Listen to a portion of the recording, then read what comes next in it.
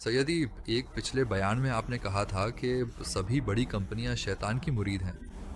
अगर हमें इन कंपनियों में कर्मचारी के रूप में काम करना पड़े तो कृपया हमें बताएं कि हम खुद को कैसे बचा और सुरक्षित रख सकते हैं। हाँ, सीईओ बनने की पोजीशन मत लेना, क्योंकि वे तुम्हें एक प्राइवेट कमरे में ले जाएंगे, तुम्हारे साथ एक निजी सौदा करेंगे और फिर तुम वापस नहीं आओगे। समझ? तो चूंकि तुम्हें वो ऑफर नहीं किया जा रहा है, इसलिए बाकी की चिंता मत करो। अपना रिस्क लो, अपनी कमाई लो, दान दो, अपनी जिंदगी जियो। हम सीईओ की बात कर रहे हैं, तुम्हारी नहीं। वे आइंस्टीन की लिस्ट में हैं। यहाँ तक कि वे लोग भी जो दवाइयां बनाने वाली कंपनियों के प्रमुख थे, वे भी उसकी लिस्ट में थे। वे मिल रहे थे और चर्चा कर रहे थे कि कौन सी दवाइयां काम करें, कौन सी ना करें, कौन सी दवाइयां चलनी चाहिए।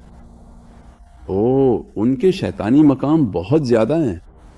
ये आम लोगों के लिए नहीं है जो बस आके पगार लेते हैं और जानकारी टाइप करते हैं।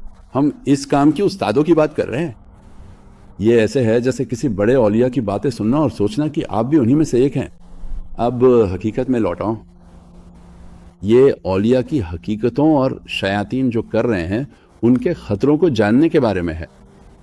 जब आप शयातीन के खतरों को जान लेते हैं, तब आप इसे संदेह के साथ लेते हैं। जब वे कोई दवा सुझाते हैं तो सोचिए, पता नहीं ये और कितनी बीमारियां खोल देगी, और फिर आपको इंतजार करना पड़ता है। कहते हैं अगर आप 5 से ज्यादा दवाएं ले रहे हैं तो कुछ ना कुछ आपको नुकसान पहुंचा रहा है, क्योंकि एक दवा एक समस्या ठीक करेगी और 3 नई समस्याएं खोल देगी। फिर वे आपको दूसरी दवा देंगे ताकि वो समस्या दूर हो जाए और 4 और समस्याएं खुल जाएं। और जब आप इस सिस्टम को समझ लेते हैं कि ये शैतान कैसे चल रहे हैं, आप उनकी सरकार, उनके सिस्टम की पदानुक्रम को समझ जाते हैं। आप तब तक कोई बड़े मशहूर गायक नहीं बन सकते जब तक आपकी उनसे मुलाकात ना हो। और वे कहेंगे कि हम तुम्हें मशहूर क्यों बनाएं? जब शैतानी हमें चलाता है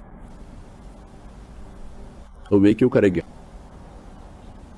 इसीलिए आप फिर आइंस्टीन की सूची में देखते हैं, आपको यहाँ जाना पड़ा, वहाँ जाना पड़ा, ये करना पड़ा, वो करना पड़ा। अब तक लोग समझ चुके हैं कि ये इंसानों को खाते हैं, क्योंकि ये अब इंसान नहीं रहे, ये शैतानी गुण है।